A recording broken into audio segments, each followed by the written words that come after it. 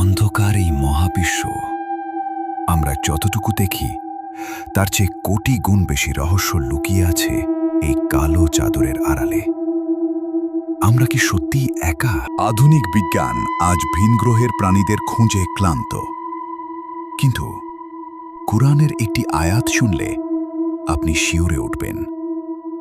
আপনি কি সেই চরম সত্য শোনার জন্য তৈরি, যা বিজ্ঞান এখনো কল্পনাও করতে পারেনি? পবিত্র কুরআনের সূরা আর রুমের ২৫ নম্বর আয়াতে এক মহা বিস্ময়কর ঘোষণা দেওয়া হয়েছে।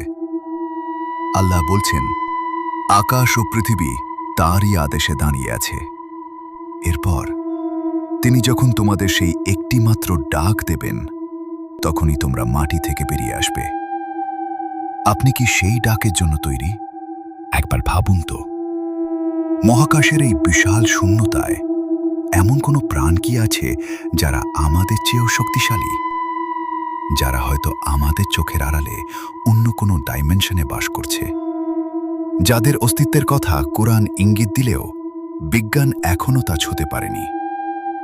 রহস্য কি তবে আমাদের চারপাশেই ঘিরে আছে?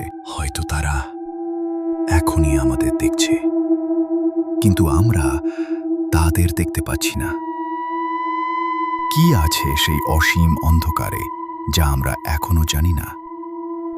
উত্তরটা কি আপনার জানা আছে? সত্যের অনুসন্ধান চলবে। কুরআনের এমন আরও রহস্যময় তথ্য জানতে এখনই সাবস্ক্রাইব করে রাখুন। অজানা রহস্য, কুরআন ও বিজ্ঞান। আল্লাহ হাফেজ।